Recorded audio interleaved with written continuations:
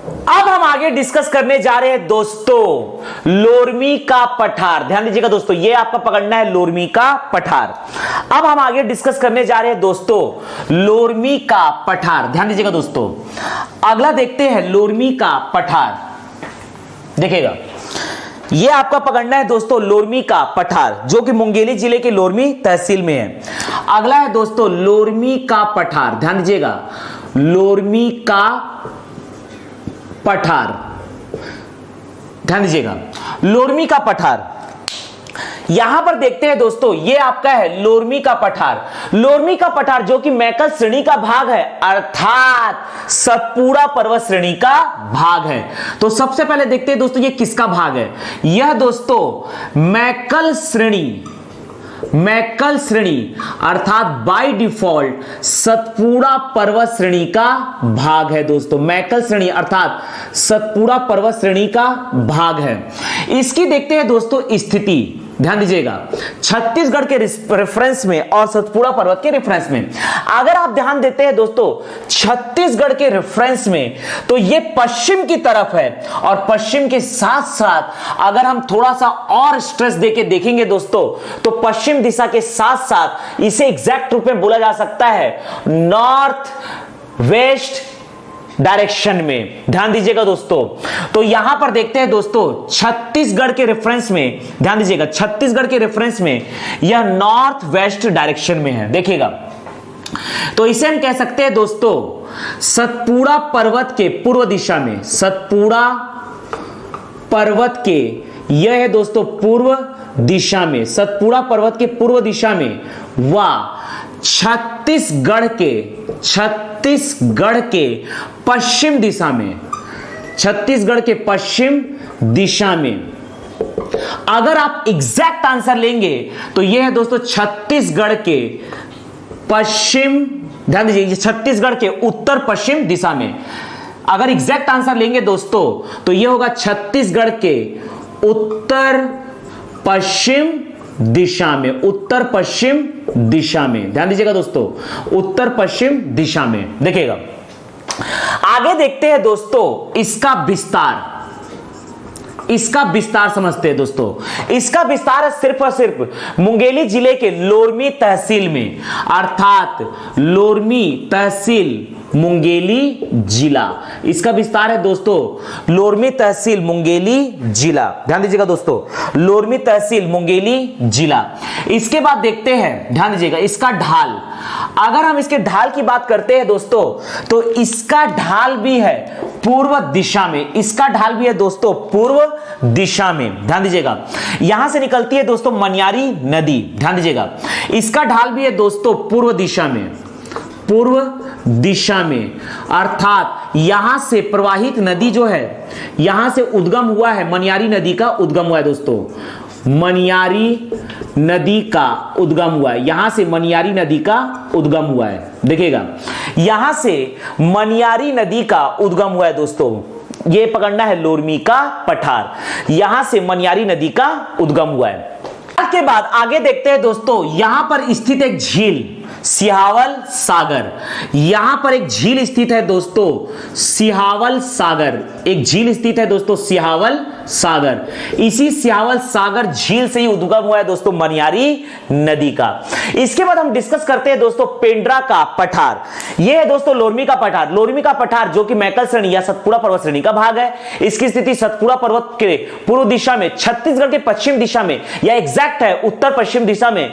विस्तार है लोरमी मुंगेली जिले में, ढाल है पूर्व दिशा में। यहां के सिहावल सागर झील से उद्गम हुआ है मनियारी नदी का। अगला हम डिस्कस करने जा रहे हैं दोस्तों पेंड्रा का पठार। अगला हम देखते हैं दोस्तों पेंड्रा का पठार। देखिएगा, अगला हम डिस्कस करने जा रहे हैं पेंड्रा का पठार। पेंड्रा का पठार, ध्यान दीजिएगा दोस्तों, अगला हम डिस्कस करने जा रहे हैं पेंड्रा का पठार। देखिएगा, यह आपका है पेंड्रा का पठार, यह पकड़ना है पेंड्रा का पठार।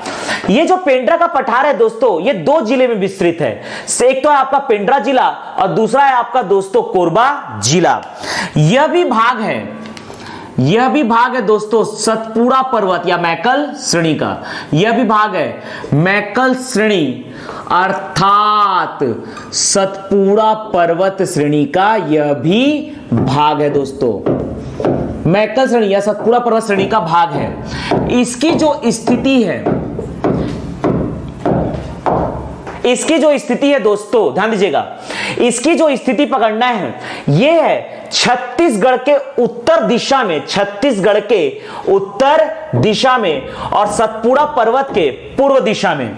इसकी स्थिति है दोस्तों सतपुड़ा पर्वत के, सतपुड़ा पर्वत के पूर्व दिशा में, सतपुड़ा पर्वत के पूर्व दिशा में व छत्तीसगढ़ राज्य के, छत्तीसगढ़ राज्य के उत्तर दिशा में, छत्तीसगढ़ राज्य के मध्य में स्थिति, मध्य में उत्तर दिशा में, मध्य में उत्तर दिशा में, ध्यान दीजिएगा दोस्तों, छत्तीसगढ़ राज्य के मध्य में उत्तर दिशा में। इसका जो विस्तार है, इसका जो विस्तार है दोस्तों पेंड्रा जिले के पेंड्रा तहसील से लेकर, पेंड्रा जिले के पेंड्रा तहसील से लेकर कोरबा जिले के कटघोरा तहसील तक है दोस्तों, कोरबा जिले के कटघोरा तहसील तक इसका विस्तार है। ध्यान दीजिएगा, आगे बढ़ते हैं दोस्तों। इसका लेकिन जो ढाल है, ये ढाल है दोस्तों नीचे की तरफ अर्थात दक्षिण दिशा में। इसका जो ढाल है दोस्तों ये है दक्षिण दिशा में। इसका जो ढाल पकड़ना है ये है आपका दक्षिण दिशा में, इसका ढाल है दोस्तों दक्षिण दिशा में। इसका जो ढाल है दोस्तों ये आपका है दक्षिण दिशा में। इसका ढाल पकड़ना है दोस्तों दक्षिण दिशा में। यहां से प्रमुख नदी जो निकलती है दोस्तों ये पकड़ना है लीलागर नदी, यहां से निकलती है दोस्तों लीलागर नदी। ध्यान दीजिएगा, दीपका पठार से उद्गम हुआ है लीलागर नदी का, जबकि यहां पर खोंडरी खोंगसरा की पहाड़ी से उद्गम हुआ है अरपा नदी का, लीलागर नदी का तथा अरपा नदी का। ध्यान दीजिएगा, आगे पकड़ते हैं दोस्तों, ध्यान दीजिएगा इसकी ऊंची चोटी, ऊंची चोटी, इसकी ऊंची चोटी डिस्कस करते हैं दोस्तों। तो इसकी ऊंची चोटी में सबसे पहले पकड़ते हैं ये आपका है पलमागढ़ चोटी, ये आपका है दोस्तों पलमागढ़ चोटी, ये आपका पकड़ना है पलमागढ़ चोटी, जिसकी ऊंचाई है 1080 मीटर। इसकी ऊंचाई है दोस्तों 1080 मीटर। ये आपका है लाफागढ़ चोटी, ये पकड़ना है दोस्तों लाफागढ़ चोटी, ये आपका पकड़ना है लाफागढ़ चोटी। इसकी ऊंचाई है 1048 मीटर। तो यहां पर इसकी सबसे ऊंची चोटी है दोस्तों पलमागढ़ चोटी, पलमागढ़ चोटी, इसकी सबसे ऊंची चोटी है दोस्तों पलमागढ़ चोटी, जिसकी ऊंचाई है 1080 मीटर। इसकी दूसरी सबसे ऊंची चोटी है दोस्तों लाफागढ़, लाफागढ़ या चैतुरगढ़ चोटी, जिसकी ऊंचाई है 1048 मीटर। ध्यान दीजिएगा दोस्तों, इसकी सबसे ऊंची चोटी है पलमागढ़ चोटी 1080 मीटर। देखिएगा, तो पेंड्रा का पठार यह मैकल श्रेणी सतपुड़ा पर्वत का भाग है। सतपुड़ा पर्वत के पूर्व दिशा में या छत्तीसगढ़ राज्य के मध्य में उत्तर दिशा में इसकी स्थिति है। इसका जो विस्तार है पेंड्रा से लेकर कटघोरा तहसील तक है। ढाल है दोस्तों दक्षिण दिशा में। प्रमुख नदी यहां पर दीपका पठार, जिसको हम नदी के सेक्शन में डिटेल में पढ़ेंगे दोस्तों, दीपका के पठार से उद्गम हुआ है लीलागर नदी का, तथा खोंडरी खोंगसरा की पहाड़ी पेंड्रा तहसील से उद्गम हुआ है दोस्तों अरपा नदी का। तो इस प्रकार से इसका ढाल है दोस्तों दक्षिण दिशा में। इसकी सबसे ऊंची चोटी है दोस्तों पलमागढ़ चोटी 1080 मीटर। दूसरी सबसे ऊंची चोटी जो दोस्तों लाफागढ़ चोटी 1048 मीटर। अब हम डिस्कस करने जा रहे हैं दोस्तों, ध्यान दीजिएगा, अब हम डिस्कस करने जा रहे हैं दोस्तों यह आपका है छुरी मतरिंगा उदयपुर की पहाड़ी। अगला देखते हैं दोस्तों छुरी मतरिंगा उदयपुर की पहाड़ी। ध्यान दीजिएगा दोस्तों, अगला हम डिस्कस करने जा रहे हैं, तो अब हम डिस्कस करने जा रहे हैं दोस्तों छुरी मतरिंगा उदयपुर की पहाड़ियां। ध्यान दीजिएगा, छुरी मतरिंगा, छुरी मतरिंगा उदयपुर की पहाड़ियां, उदयपुर की पहाड़ियां। देखिएगा, छुरी मतरिंगा उदयपुर की पहाड़ी, इसका ध्यान दीजिएगा दोस्तों, ये छुरी मतरिंगा उदयपुर की पहाड़ी 3 जिलों में विस्तृत है, सरगुजा, कोरबा और आपका रायगढ़ के धर्मजयगढ़। कोरबा के छुरी सरगुजा का उदयपुर और आपके रायगढ़ का धर्मजयगढ़। धर्मजयगढ़ का पुराना नाम है दोस्तों उदयपुर रियासत, उसी के आधार पर यहां लिखा गया है उदयपुर, ध्यान दीजिएगा। तो यहां पर ये भाग है दोस्तों छुरी मतरिंगा उदयपुर की पहाड़ी, ये भाग है दोस्तों मैकल श्रेणी या दोस्तों सतपुड़ा पर्वत श्रेणी का ये भाग है, सतपुड़ा पर्वत श्रेणी का ये भाग है। इसकी जो स्थिति है दोस्तों, इसकी जो स्थिति है ध्यान दीजिएगा, इसकी जो स्थिति है दोस्तों छत्तीसगढ़ के मध्य में उत्तर की तरफ है तथा सतपुड़ा पर्वत के पूर्व दिशा में, सतपुड़ा पर्वत के पूर्व दिशा में, सतपुड़ा पर्वत के पूर्व दिशा में सतपुड़ा पर्वत के पूर्व दिशा में तथा छत्तीसगढ़ के मध्य भाग में, छत्तीसगढ़ के मध्य भाग में उत्तर दिशा में, मध्य भाग में उत्तर दिशा में। इसका हम देखते हैं दोस्तों तीसरा विस्तार। इसका जो विस्तार है कोरबा के छुरी में इसका विस्तार है दोस्तों, कोरबा जिले के छुरी में इसका विस्तार है, प्लस सरगुजा के उदयपुर में इसका विस्तार है, सरगुजा के उदयपुर में इसका विस्तार है, उदयपुर उदयपुर सरगुजा तथा धर्मजयगढ़ जिसका प्राचीन नाम है दोस्तों उदयपुर, अर्थात रायगढ़ के धर्मजयगढ़ तहसील में इसका विस्तार है। इसका जो ढाल है यह भी, ये ध्यान दीजिएगा दोस्तों, इसका जो ढाल है, लेकिन इसका ढाल है दोस्तों उत्तर दिशा में, ये थोड़ा अपोजिट है, इसका ढाल है दोस्तों उत्तर दिशा में, क्योंकि यहां पर मतरिंगा की पहाड़ी से उद्गम हुआ है रिहंद नदी का। ये रिहंद नदी इस प्रकार से बहती है और जाके सोन नदी में जाके विलीन हो जाती है। रिहंद नदी, इसकी लंबाई है दोस्तों 145 किलोमीटर, ध्यान दीजिएगा। अर्थात इसका ढाल है दोस्तों दक्षिण दिशा में नहीं बल्कि उत्तर दिशा में, इसका ढाल है दोस्तों उत्तर दिशा में, ध्यान दीजिएगा दोस्तों, इसका ढाल पकड़ना है उत्तर दिशा में। इस प्रकार से दोस्तों छुरी मतरिंगा उदयपुर की पहाड़ी का ढाल है दोस्तों उत्तर दिशा में, और यहां से निकलने वाली प्रमुख नदी है दोस्तों रिहंद नदी। यहां से निकलने वाली प्रमुख नदी है दोस्तों रिहंद नदी, इसकी लंबाई है 145 किलोमीटर, ध्यान दीजिएगा। इसके बाद देखते हैं दोस्तों, ध्यान दीजिएगा, यह आपका पकड़ना है छुरी मतरिंगा उदयपुर की पहाड़ी जिसका ढाल है ऊपर की तरफ, इसका ढाल है दोस्तों ऊपर की तरफ। यहां पर ध्यान दीजिएगा दोस्तों, यही छुरी मतरिंगा उदयपुर की पहाड़ी में स्थित है रामगढ़ की पहाड़ी। यह आपका है दोस्तों रामगढ़ की पहाड़ी, यह है दोस्तों रामगढ़ की पहाड़ी, ये पकड़ना है दोस्तों रामगढ़ की पहाड़ी। यहां पर प्रमुख पहाड़ी में पकड़ना है दोस्तों, प्रमुख पहाड़ी में पकड़ना है, प्रमुख पहाड़ी में है दोस्तों रामगढ़ की पहाड़ी। यहां पर है दोस्तों रामगढ़ की पहाड़ी, ये है दोस्तों रामगढ़ की पहाड़ी।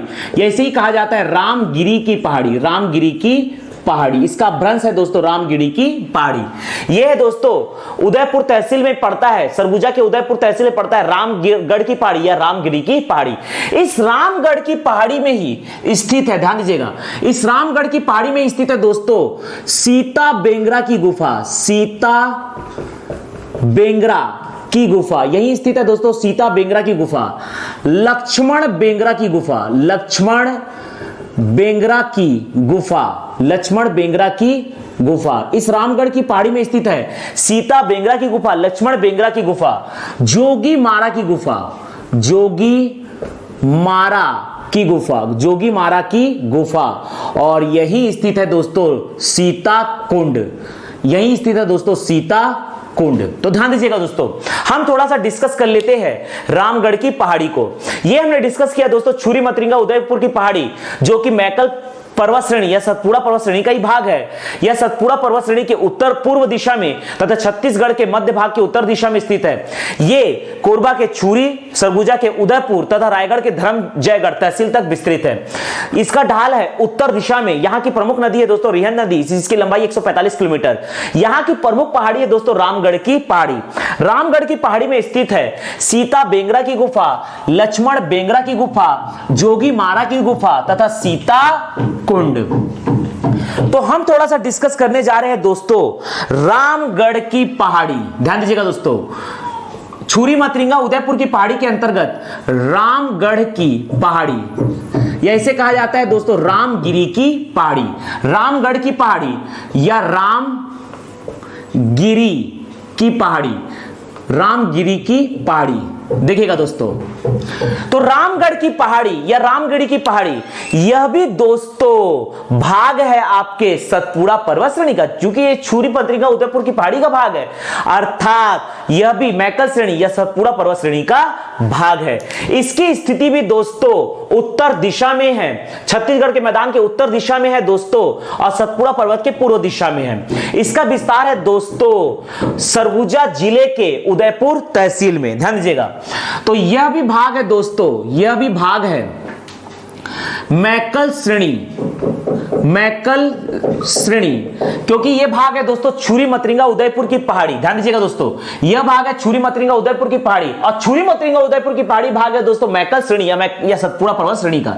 तो यह भाग है दोस्तों मैकल श्रेणी या सतपुड़ा पर्वत श्रेणी का भाग है दोस्तों।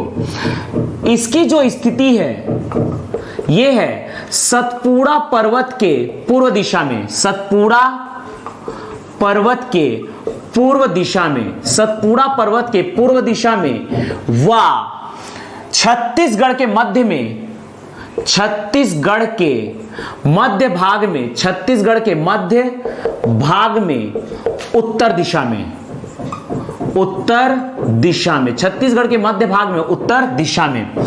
इसका जो विस्तार है दोस्तों सिर्फ और सिर्फ सरगुजा जिले के उदयपुर तहसील में है दोस्तों, सरगुजा जिले के उदयपुर, सरगुजा जिले के उदयपुर तहसील में है दोस्तों। यह आपका है रामगढ़ की पहाड़ी। ध्यान दीजिएगा, रामगढ़ की पहाड़ी में स्थित है दोस्तों सीता बेंगरा की गुफा। ध्यान दीजिएगा, रामगढ़ की पहाड़ी में स्थित है सीता बेंगरा की गुफा, रामगढ़ की पहाड़ी में स्थित है सीता बेंगरा की गुफा।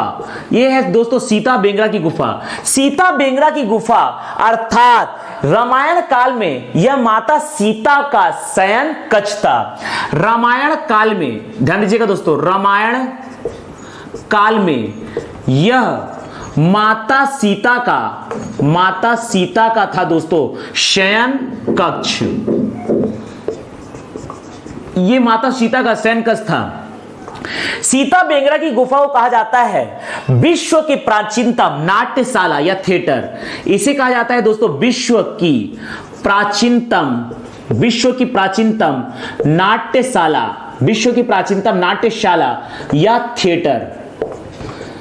आप अगर सीता बेंगरा की गुफा के अंदर घुसते हो दोस्तों तो इसकी दीवारों में कई नाट्य चित्र बने हुए हैं। इसकी दीवारों पर शैल चित्र बने हुए दोस्तों, कई नाट्य चित्र बने हुए हैं। सीता बेंगरा की गुफा के अंदर इसकी दीवारों पर कई नाट्य चित्र बने हुए हैं, इसलिए इसे कहा जाता है दोस्तों विश्व की प्राचीनतम नाट्यशाला। ध्यान दीजिएगा, अगर आप अंदर जाते हैं दोस्तों तो यहीं पर है दोस्तों लक्ष्मण बेंगरा की गुफा। लक्ष्मण बेंगरा की गुफा, यह है दोस्तों लक्ष्मण बेंगरा की गुफा।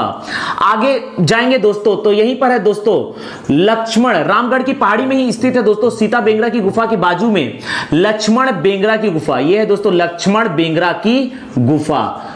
लक्ष्मण बेंगरा की गुफा अर्थात रामायण काल में यह भगवान लक्ष्मण का शयन कक्ष था दोस्तों। यह भगवान लक्ष्मण का शयन कक्ष था। इसके बाद पकड़ते हैं दोस्तों सीता कुंड। यह दोस्तों जल का एक स्रोत था दोस्तों। यह है दोस्तों वर्तमान में आज भी जल का कुंड है। ये दोस्तों जल का कुंड है दोस्तों, जल का कुंड है सीता कुंड। आगे पकड़ते हैं जोगी मारा की गुफा। ये पकड़ना है दोस्तों जोगी मारा की गुफा। ध्यान दीजिएगा, जोगी मारा की गुफा। जोगी मारा की गुफा के अगर आप अंदर घुसोगे तो यहां पर दीवारों में कई सारे शैल चित्र बने हुए हैं, जिसमें से सबसे ज्यादा नाट्य चित्र है जो कि अजंता की गुफाओं के सदृश है। इसलिए इसे कहा जाता है दोस्तों छत्तीसगढ़ की अजंता, इसलिए से कहा जाता है छत्तीसगढ़ का अजंता, इसलिए से कहा जाता है दोस्तों छत्तीसगढ़ का अजंता। इसके अंदर आप महान सम्राट अशोक के कई शैल चित्र तथा कई शिलालेख के रूप में गुफा चित्र मिलेंगे दोस्तों, गुहा चित्र मिलेंगे। अर्थात गुफा के अंदर पाली भाषा तथा ब्राह्मी लिपि में महान सम्राट अशोक के कई गुफा चित्र तथा उत्कीर्ण आपको मिलेंगे। ध्यान दीजिएगा दोस्तों, इसके अंदर महान सम्राट अशोक के पाली भाषा व ब्राह्मी लिपि, पाली भाषा व ब्राह्मी लिपि के गुहा लेख आपको मिलेंगे, गुहा लेख आपको मिलेंगे। जोगी मारा की गुफा, यह है दोस्तों छत्तीसगढ़ का अजंता। महान सम्राट अशोक के पाली भाषा व ब्राह्मी लिपि के कई सारे यहां से गुहा लेख आपको मिलेंगे। यहां पर आगे पकड़ते हैं दोस्तों, जब आप जोगी मारा की गुफा के अंदर जाते हैं तो यहां पर एक चित्र बना हुआ है दोस्तों, इस प्रकार से नाट्य करते हुए चित्र बने हुए दोस्तों, नाट्य करते हुए चित्र बने हुए हैं, जिसमें से एक चित्र है दोस्तों देवदासी नृत्यांगना सूतनुका का। एक चित्र है दोस्तों सूतनुका का और दूसरा चित्र है दोस्तों देवदत्त का, इसके प्रेमी देवदत्त का। और इनकी प्रेम गाथा उत्कीर्ण है दोस्तों पाली भाषा तथा ब्राह्मी लिपि में। अर्थात जोगी मारा की गुफा में पाली भाषा व ब्राह्मी लिपि में देवदासी चित्रांगना, देवदासी नृत्यांगना सूतनुका, देवदासी नृत्यांगना सूतनुका व प्रेमी देवदत्त की प्रेम गाथा उत्कीर्ण है, प्रेम गाथा उत्कीर्ण है। ध्यान दीजिएगा दोस्तों, तो जोगी मारा की गुफा को कहा जाता है जो कि आपके रामगढ़ की पहाड़ी में स्थित है, छत्तीसगढ़ का अजंता। महान सम्राट अशोक के पाली भाषा व ब्राह्मी लिपि के यहां से शिलालेख या गुहा लेख प्राप्त हुए हैं। पाली भाषा और ब्राह्मी लिपि में देवदासी नृत्यांगना सूतनुका व प्रेमी देवदत्त की प्रेम गाथा यहां पर उत्कीर्ण है। तो ये हमने डिस्कस किया दोस्तों रामगढ़ की पहाड़ी। रामगढ़ की पहाड़ी की सबसे खास बात यह है दोस्तों कि कालिदास ने यहां पर मेघदूत की रचना किया है। कालिदास द्वारा रचित मेघदूत जो कि रामगढ़ की पहाड़ी में ही की गई थी। तो रामगढ़ की पहाड़ी की सबसे खास बात जो अब मैं आपको बताने जा रहा हूं कि रामगढ़ की पहाड़ी में ही कालिदास द्वारा मेघदूत की रचना की गई। कालिदास के द्वारा मेघदूत की रचना रामगढ़ की पहाड़ी में की गई थी। कालिदास के द्वारा मेघदूत की रचना रामगढ़ की पहाड़ी में ही की गई थी। ध्यान दीजिएगा दोस्तों, कालिदास द्वारा रचित मेघदूत यह रामगढ़ की पहाड़ी में ही की गई है। रामगढ़ की पहाड़ी में कालिदास द्वारा मेघदूत की रचना की गई। इस मेघदूत का कालिदास द्वारा रचित मेघदूत का छत्तीसगढ़ी में अनुवाद किया है दोस्तों। छत्तीसगढ़ी में इसका अनुवाद किया है पंडित मुकुटधर पांडे ने। पंडित मुकुटधर पांडे के द्वारा कालिदास द्वारा रचित मेघदूत का छत्तीसगढ़ी में अनुवाद किया गया है। अर्थात मुकुटधर पांडे के द्वारा रचित मेघदूत जो कि छत्तीसगढ़ी भाषा में रचित है, छत्तीसगढ़ी भाषा में अनुवाद है दोस्तों। महान कवि कालिदास द्वारा रचित मेघदूत की रचना रामगढ़ की पहाड़ी में की गई है। रामगढ़ की पहाड़ी में कालिदास द्वारा मेघदूत की रचना की गई, जिसका छत्तीसगढ़ी में अनुवाद पंडित मुकुटधर पांडे के द्वारा मेघदूत के रूप में की गई। यह छत्तीसगढ़ी भाषा में मेघदूत का अनुवाद है दोस्तों। ध्यान दीजिएगा, रामगढ़ की पहाड़ी को महान कवि कालिदास के यक्ष की विरह स्थली कहा जाता है। कालिदास को यहां पर रामगढ़ की पहाड़ी को रामगढ़ की पहाड़ी को कालिदास के यक्ष की विरह स्थली कहा जाता है, विरह स्थली कहा जाता है, विरह स्थली कहा जाता है दोस्तों, ध्यान दीजिएगा। रामगढ़ की पहाड़ी को महान कवि कालिदास के यक्ष की विरह स्थली कहा जाता है। तो ये हमने डिस्कस किया दोस्तों रामगढ़ की।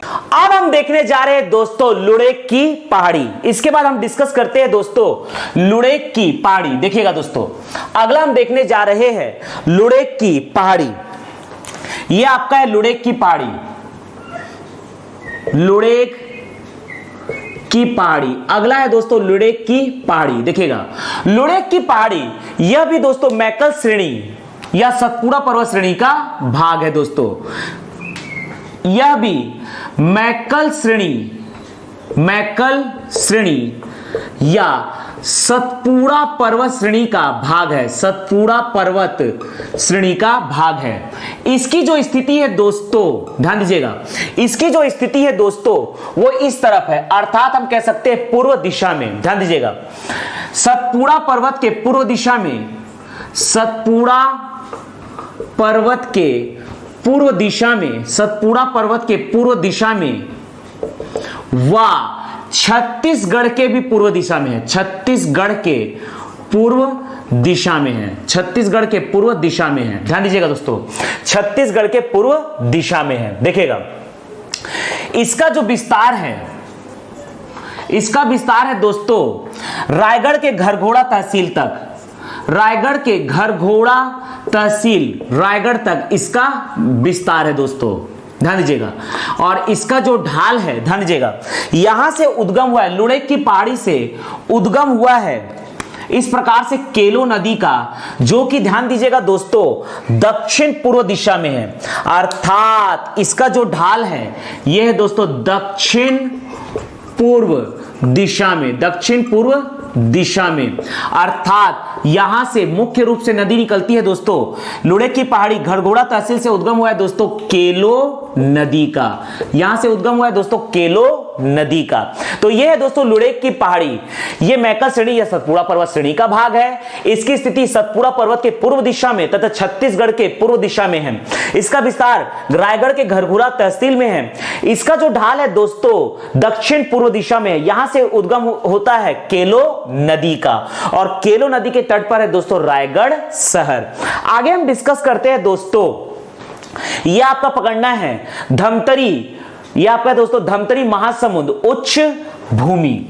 अगला हम डिस्कस करने जा रहे हैं दोस्तों धमतरी महासमुंद उच्च भूमि। देखिएगा अगला देखते हैं दोस्तों धमतरी महासमुंद उच्च भूमि, धमतरी महासमुंद उच्च भूमि, धमतरी महासमुंद उच्च भूमि, धमतरी महासमुंद उच्च भूमि, धमतरी महासमुंद उच्च भूमि। यह भाग है दोस्तों सतपुड़ा पर्वत मैकल श्रेणी का, यह भाग है दोस्तों मैकल श्रेणी या कह सकते हैं हम सतपुड़ा पर्वत श्रेणी का। यह भी भाग है दोस्तों सतपुड़ा पर्वत या मैकल पर्वत श्रेणी का। इसकी जो स्थिति है, ध्यान दीजिएगा दोस्तों, इसकी जो स्थिति है वो कुछ इस प्रकार से है, इसकी जो स्थिति है दोस्तों वो कुछ इस प्रकार से है। अर्थात इसकी स्थिति को ध्यान दीजिएगा तो यह है दोस्तों पश्चिम से लेकर ये पूर्व तक विस्तृत है, पश्चिम से लेकर पूर्व दिशा में ये विस्तृत है। तो ये छत्तीसगढ़ में पश्चिम से पूर्व दिशा में विस्तृत है। इसकी जो स्थिति है दोस्तों सतपुड़ा पर्वत के पूर्व दिशा में, सतपुड़ा पर्वत के पूर्व दिशा में, सतपुड़ा पर्वत के पूर्व दिशा में व छत्तीसगढ़ के मध्य में, छत्तीसगढ़ के मध्य में पश्चिम से पूर्व दिशा की ओर, पश्चिम से पूर्व दिशा की ओर इसकी स्थिति है दोस्तों। और इसका विस्तार छत्तीसगढ़ के 3 जिलों में है, धमतरी, गरियाबंद, महासमुंद। धमतरी, गरियाबंद, धमतरी, गरियाबंद और महासमुंद, धमतरी, गरियाबंद और महासमुंद। इसका जो ढाल है दोस्तों, ध्यान दीजिएगा, इसका जो ढाल है दोस्तों ये उत्तर की ओर है, क्योंकि यहां से मुख्य रूप से महानदी निकलती है दोस्तों, उत्तर की ओर है। और उत्तर की ओर होते हुए यह नदी पूर्व दिशा में बहती है, अर्थात उत्तर पूर्व दिशा में। इसका जो ढाल है दोस्तों इसे हम कह सकते हैं उत्तर पूर्व दिशा में। इसका जो ढाल है दोस्तों ये है उत्तर पूर्व दिशा में। इसका जो ढाल है दोस्तों मुख्य रूप से उत्तर दिशा में है, लेकिन उसके बाद नदी पूर्व दिशा में बहती है दोस्तों, अर्थात उत्तर पूर्व दिशा में। और यहां से निकलने वाली प्रमुख नदी है दोस्तों महानदी। धमतरी के नगरी तहसील के स्यावा पर्वत से उद्गम हुआ है दोस्तों महानदी का। तो यह है आपका धमतरी महासमुंद उच्च भूमि। इसकी सबसे ऊंची चोटी, इसकी सबसे ऊंची चोटी है दोस्तों, ये पकड़ना है आपका, ध्यान दीजिएगा, ये पकड़ना है धारी डोंगर। ये आपका है दोस्तों धारी डोंगर, धारी डोंगर जिसकी ऊंचाई है 899 मीटर और पर्वत का नाम है दोस्तों शिशुपाल पर्वत। शिशुपाल पर्वत के ऊंची चोटी धारी डोंगर, इसकी ऊंची चोटी है दोस्तों धारी डोंगर जिसकी ऊंचाई है 899 मीटर, जो कि शिशुपाल पर्वत पर स्थित है। शिशुपाल पर्वत धारी डोंगर 899 मीटर। धमतरी महासमुंद उच्च भूमि यह मैकल श्रेणी या सतपुड़ा पर्वत श्रेणी का भाग है। इसकी स्थिति है सतपुड़ा पर्वत के पूर्व दिशा में व छत्तीसगढ़ के मध्य में पश्चिम से पूर्व दिशा में की ओर। विस्तार है दोस्तों धमतरी गरियाबंद महासमुंद। ढाल है दोस्तों उत्तर पूर्व दिशा में। नदी मुख्य रूप से निकलती है धमतरी के नगरी तहसील के स्यावा पर्वत से उद्गम हुआ दोस्तों महानदी का। इसकी सबसे ऊंची चोटी है धारी डोंगर 899 मीटर शिशुपाल पर्वत पर। अब हम देखने जा रहे हैं दोस्तों दुर्ग राजनांदगांव उच्च भूमि। अगला हम डिस्कस करने जा रहे हैं दोस्तों दुर्ग राजनांदगांव उच्च भूमि। ध्यान दीजिएगा, अगला है आपका दुर्ग राजनांदगांव उच्च भूमि। दुर्ग राजनांदगांव, राजनांदगांव उच्च भूमि। दुर्ग राजनांदगांव उच्च भूमि। ध्यान दीजिएगा दोस्तों, अगला है आपका दुर्ग राजनांदगांव उच्च भूमि। ध्यान दीजिएगा, यह आपका है दुर्ग राजनांदगांव उच्च भूमि, जो रायगढ़, जो आपके राजनांदगांव जिले के अंबागढ़ से लेकर डोंडी लोहारा तक विस्तृत है। ध्यान दीजिएगा दोस्तों, यह आपका है दुर्ग राजनांदगांव उच्च भूमि। दुर्ग राजनांदगांव उच्च भूमि में भाग है दोस्तों मैकल श्रेणी का। मैकल श्रेणी अर्थात सतपुड़ा पर्वत श्रेणी का यह भाग है। इसकी स्थिति है दोस्तों छत्तीसगढ़ के मध्य में दक्षिण की ओर। इसकी स्थिति है दोस्तों सतपुड़ा पर्वत के पूर्व दिशा में, सतपुड़ा पर्वत के पूर्व दिशा में, सतपुड़ा पर्वत के पूर्व दिशा में व छत्तीसगढ़ के मध्य में, छत्तीसगढ़ के मध्य में, छत्तीसगढ़ के मध्य में, छत्तीसगढ़ के मध्य में दक्षिण दिशा में, दक्षिण दिशा में, छत्तीसगढ़ के मध्य में दक्षिण दिशा में। इसका विस्तार दो जिलों में है दोस्तों, पहला राजनांदगांव, दूसरा बालोद जिला। राजनांदगांव प्लस बालोद जिला, इसका विस्तार है दोस्तों राजनांदगांव तथा बालोद जिला। और इसका ढाल है दोस्तों, ध्यान दीजिएगा, इसका ढाल है उत्तर की ओर। इसका जो ढाल है यह है दोस्तों उत्तर की ओर। इसका ढाल है उत्तर दिशा में, इसका ढाल है उत्तर दिशा में। इसका जो ढाल है दोस्तों यह है उत्तर दिशा में। यहां से निकलने वाली प्रमुख नदी काफी सारी है, जिसमें से एक ले सकते हैं दोस्तों खारून नदी। ये पकड़ते हैं दोस्तों खारून नदी। यहां से निकलने वाली प्रमुख नदी है दोस्तों खारून नदी। खारून नदी, खारून निकलता है दोस्तों यहां से मुख्य रूप से, तथा डोंडी लोहारा से निकलता है दोस्तों खरखरा। डोंडी लोहारा से उद्गम हुआ है दोस्तों खरखरा नदी का। इसके सबसे ऊंची चोटी राजनांदगांव जिले में यह है दोस्तों डोंगर बोर्ड। डोंगर बोर्ड, इसकी सबसे ऊंची चोटी है डोंगर बोर्ड, जिसकी ऊंचाई है 704 मीटर। इसकी सबसे ऊंची चोटी है, इसकी सबसे ऊंची चोटी, इसकी सबसे ऊंची चोटी है डोंगर बोर्ड जिसकी ऊंचाई है 704 मीटर। तो यह है दोस्तों दुर्ग राजनांदगांव उच्च भूमि, जो मैकल श्रेणी है सतपुड़ा पर्वत श्रेणी का भाग है। इसकी स्थिति सतपुड़ा पर्वत के पूर्व दिशा में या छत्तीसगढ़ के मध्य में दक्षिण दिशा में है। विस्तार है दोस्तों राजनांदगांव प्लस बालोद। ढाल है उत्तर दिशा में। नदी है खारून, प्रमुख निकलने वाली नदी है दोस्तों खारून खरखरा।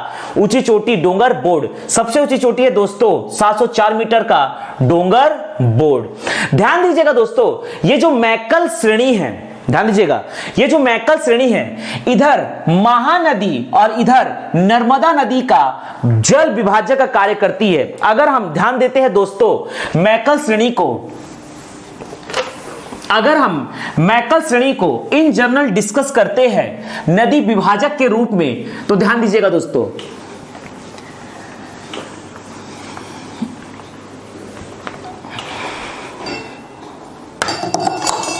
अगर हम मैकल श्रेणी को नदी जल विभाजक के रूप में डिस्कस करते हैं, ये आपका है दोस्तों छत्तीसगढ़ राज्य। यहां पकड़ते हैं दोस्तों, ये आपका है मैकल श्रेणी, ये आपका है दोस्तों मैकल श्रेणी। मैकल श्रेणी ये आपका है दोस्तों महानदी, ये है दोस्तों महानदी, और ये है दोस्तों आपका अमरकंटक से उद्गम हुआ है नर्मदा नदी का। अर्थात मैकल श्रेणी नर्मदा नदी तथा महानदी के बीच एक जल विभाजक के रूप में कार्य करता है। दूसरा पकड़ना है दोस्तों, यह सतपुड़ा पर्वत से उद्गम हुआ, यह है वेनगंगा नदी, वेनगंगा नदी।